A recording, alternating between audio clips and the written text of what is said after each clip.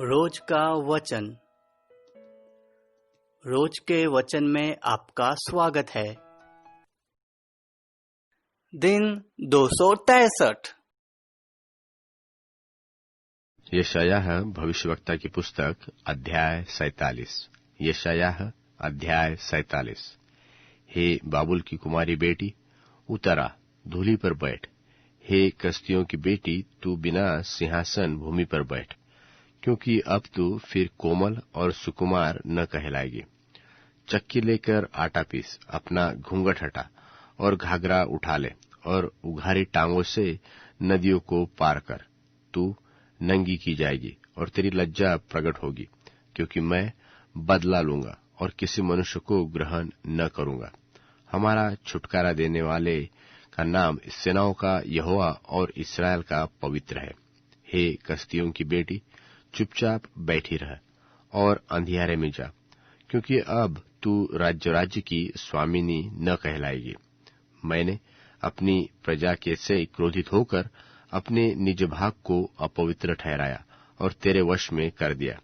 तूने उन पर कुछ दया न की और बूढ़ों पर अपना अत्यंत भारी जुआ रख दिया। और तूने जो कहा भी है कि मैं सर्वदा स्वामिन बनी रहूंगी, सो तूने अपने मन में उन बातों पर विचार न किया और यह भी न सोचा कि उनका क्या फल होगा।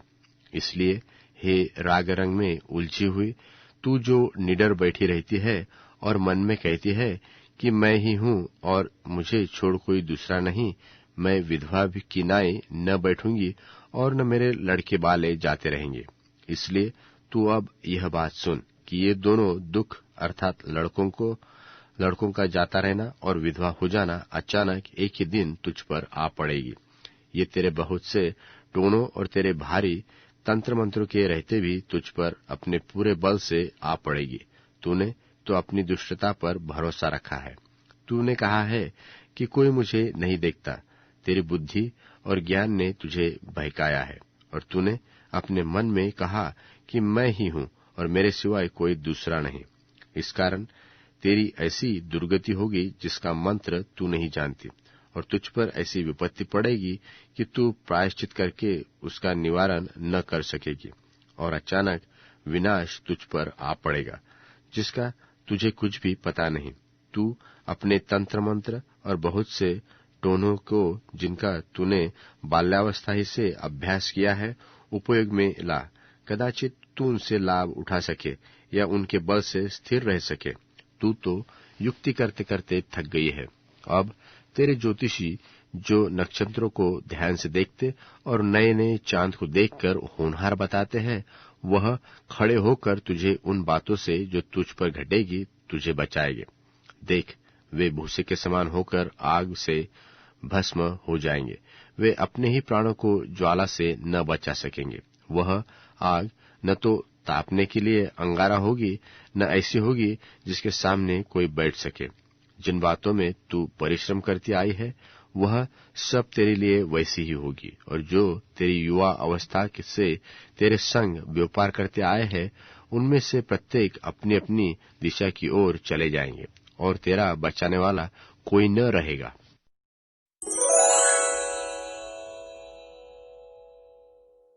यशायाह भविष्यवक्ता की पुस्तक अध्याय 48।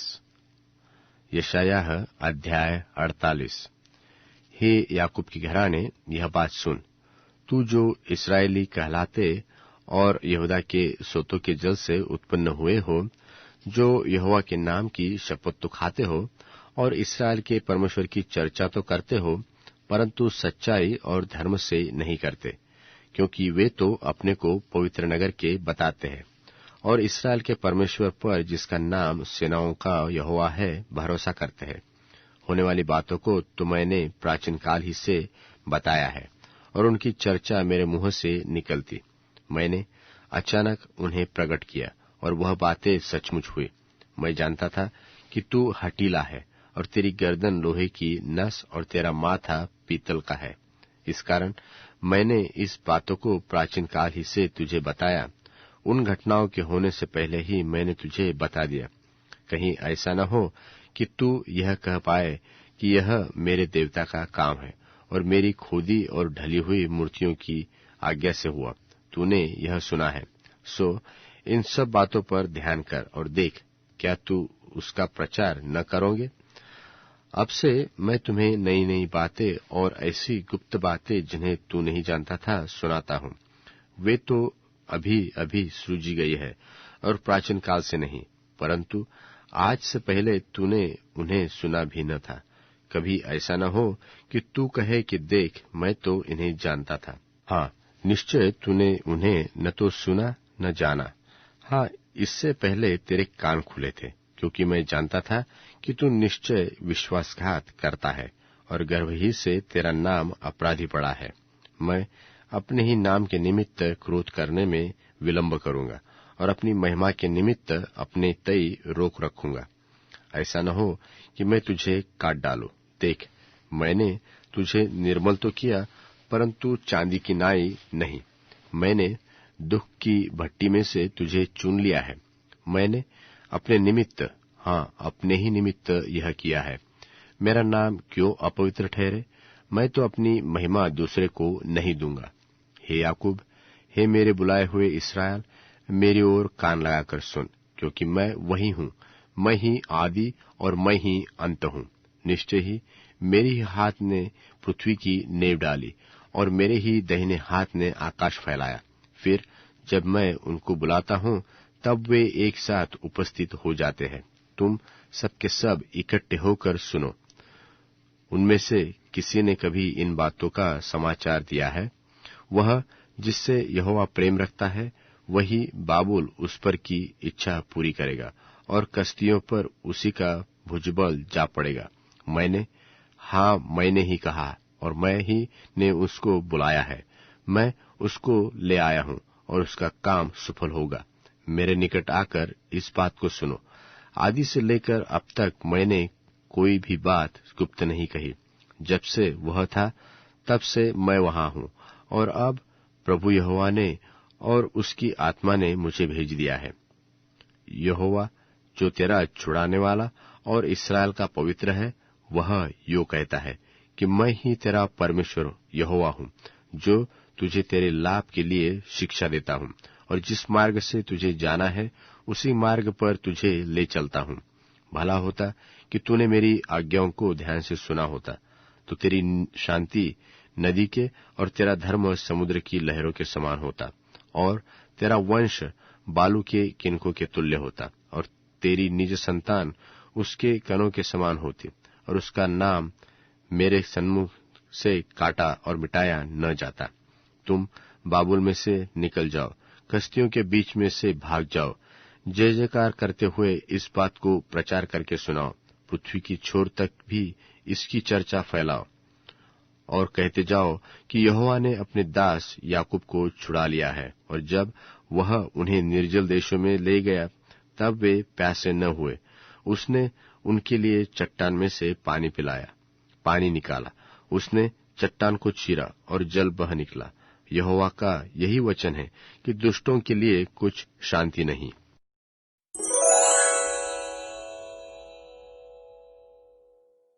यशायाह भविष्यवक्ता की पुस्तक अध्याय 49। यशायाह अध्याय 49। हे द्वीपों, मेरी ओर कान लगाकर सुनो, और हे दूर दूर के राज्यों के लोगों, ध्यान लगाकर मेरी सुनो, क्योंकि यहोवा ने मुझे गर्भ ही में से बुलाया। जब मैं माता के पेट में था, तब ही उसने मेरे नाम की चर्चा की, और उसने मेरे मुंह को चोखी तलवार के समान बनाया और अपने हाथ की आड़ में मुझे छिपा रखा। फिर मुझको चमकीला तीर बनाकर अपने तरकश में गुप्त रखा, और मुझसे कहा कि तू मेरा दास इस्राएल है, तुझमें मैं अपनी महिमा प्रकट करूंगा। तब मैंने कहा कि मैंने तो व्यर्थ परिश्रम किया और व्यर्थ ही अपना बल खो दिया। तो भी निश्चय मेरा न्याय यहोवा के पास है, और मेरे परिश्रम का फल मेरे परमेश्वर के हाथ में है। और अब यहोवा, जिसने मुझे जन्म ही से इसलिए रचा कि मैं उसका दास होकर याकूब को उसकी ओर फेर ले आऊं, अर्थात इस्राएल को उसके पास इकट्ठा करूं, क्योंकि यहोवा की दृष्टि में मैं प्रतापमय हूं और मेरा परमेश्वर मेरा बल है।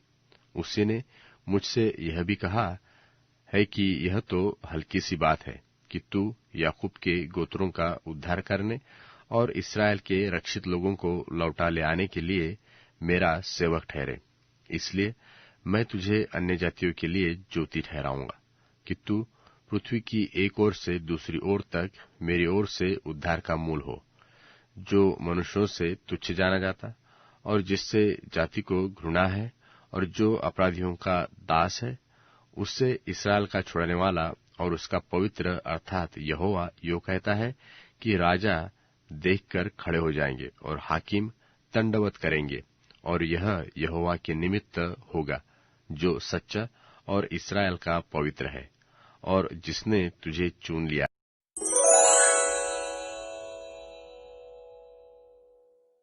तुम अच्छी दौड़ दौड़ रहे थे, तुम्हें किसने रोक दिया ताकि तुम सत्य को न मानो? यह शिक्षा तुम्हें उनसे नहीं मिलती है जिन्होंने तुम्हें बुलाया है। थोड़ा सा खमीर पूरे आटे को खमीरा कर देता है। मुझे यीशु में तुम पर भरोसा है कि तुम किसी और शिक्षा को नहीं अपनाओगे। जो तुम्हें परेशान कर रहा है, चाहे वो कोई भी क्यों न हो, दंड पाएगा। भाइयों बहनों, जहां तक मेरा सवाल है, यदि मैं अभी भी खतने का संदेश देता हूं तो मैं सताव क्यों सह रहा हूं? यदि ऐसा है तो क्रूस से ठोकर लगने की बात ही नहीं रही। जो तुम्हें परेशान करते हैं, अच्छा होता कि वे अपने अंग को ही काट डालते। भाइयों बहनों, तुम्हें आजादी के लिए अलग किया गया है, किंतु इस आजादी को अपनी शारीरिक इच्छा पूरी करने के लिए इस्तेमाल मत करो। इसके बजाय प्रेम से एक दूसरे की सेवा करो। पूरे नियम शास्त्र का एक निचोड़ यह है, तुम अपने पड़ोसी से अपने समान प्रेम रखो। किंतु यदि तुम एक दूसरे को फाड़ खाते हो तो सतर्क रहो कि एक दूसरे को खत्म न कर डालो। इसलिए मैं कहता हूं, आत्मा के द्वारा जीवन जियो, तब तुम अपनी इच्छाओं के अनुसार नहीं जियोगे। क्योंकि पुराना स्वभाव पवित्र आत्मा के विरोध में इच्छा रखता है और पवित्र आत्मा पुराने स्वभाव के विरोध में। ये एक दूसरे के विरोधी हैं ताकि तुम वह सब न कर सको जो तुम चाहते हो। किंतु यदि तुम पवित्र आत्मा के मार्गदर्शन से जीवन बिताते हो तो तुम नियम शास्त्र की अधीनता में नहीं हो। पुराने स्वभाव के कार्य ये सब हैं: व्यभिचार, लुचपन, अशुद्धता, दुष्टता, मूर्ति पूजा, जादू टोना, नफरत, झगड़े, गलत शिक्षाएं, ईर्ष्या, क्रोध, हत्या, मतवालापन, डाह, लीला क्रीड़ा और इस तरह के अनेकों काम हैं जिनके बारे में मैं पहले से ही बता चुका हूं। ऐसा करने वाले लोग परमेश्वर के राज्य के हिस्सेदार नहीं हो पाएंगे। किंतु पवित्र आत्मा का फल प्रेम, खुशी, शांति, धीरज, सहनशीलता, दयालुता, भलाई, विश्वास, नम्रता और संयम है। इन सब के विरोध में कोई व्यवस्था नहीं है। जो मसीह के हो चुके हैं, उन्होंने अभिलाषाओं और इच्छाओं सहित पुराने स्वभाव को क्रूस पर चढ़ा दिया है। यदि हम पवित्र आत्मा में जीवित हैं तो उसी के अनुसार हमारा जीवन जिया जाए। हम झूठी प्रशंसा की चाह रखकर एक दूसरे को न चिढ़ाएं और न ही एक दूसरे से जलें।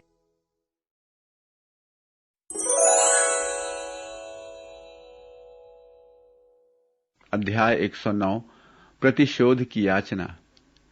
मेरी स्तुति के परमेश्वर, तो चुप न रह। दुर्जन और कुटिल व्यक्ति के मुंह मेरे विरुद्ध खुले हैं। वे मुझसे झूठी जिह्वा से बात करते हैं, घृणास्पद शब्दों से मुझे घेरते और अकारण मुझ पर आक्रमण करते हैं। वे मेरे प्रेम के बदले मुझ पर दोषारोपण करते हैं, फिर भी मैं निरंतर प्रार्थना करता हूं। वे भलाई के निमित्त बुराई, मेरे प्रेम के बदले मुझे घृणा लौटाते हैं। वे ये कहते हैं, इसके विरुद्ध किसी दुर्जन को न्यायाधीश नियुक्त करो, दोषारोपण करने वाला इसके दाहिने हाथ पर खड़ा हो। प्रभु, जब उस दुर्जन का न्याय हो तब वह दोषी ठहरे, उसकी क्षमा याचना पाप गिनी जाए। उसके जीवन के दिन नगण्य हो, उसका पद कोई दूसरा छीन ले। उसके बच्चे पितृहीन और पत्नी विधवा हो जाए। उसके बच्चे मारे मारे फिरें, वे भीख मांगे, वे अपने उजाड़ घरों से भी निकाल दिए जाएं। महाजन उसका सर्वस्व छीन ले, विदेशी उसके परिश्रम के फल को लूट लें, उस पर कोई करुणा न करे। उसके पितृहीन बच्चों पर कोई दया न करे, उसका वंश नष्ट हो जाए, दूसरी पीढ़ी में उसका नाम मिट जाए। उसके पूर्वजों के कुकर्म प्रभु के समक्ष स्मरण किए जाएं, उसकी माता का पाप न मिटाया जाए। उसके पाप प्रभु के समक्ष निरंतर रहें, प्रभु धरती से उसकी स्मृति मिटा डाले, क्योंकि उसने दया का व्यवहार करना स्मरण न रखा, बल्कि वह पीड़ित और दरिद्र का हताश व्यक्ति का पीछा करता रहा कि उसे मार डाले। उसे शाप देना प्रिय था, अभिशाप उस पर आ पड़े। आशीष उसे पसंद न थी, वह उससे दूर रहे। वह वस्त्र की भांति अभिशाप धारण करता था, जल के सदृश अभिशाप उसके पेट में, तेल के समान उसकी हड्डियों में समा जाए। अभिशाप उसकी चादर पर बन जाए, जिसको वह ओढ़ता है। अभिशाप उसका कटिबंध हो जाए, जिसको वह नित्य लपेटता है। मुझ पर दोषारोपण करने वालों को, मेरे विरुद्ध बुरी बुरी बातें कहने वाले को प्रभु की ओर से यही प्रतिफल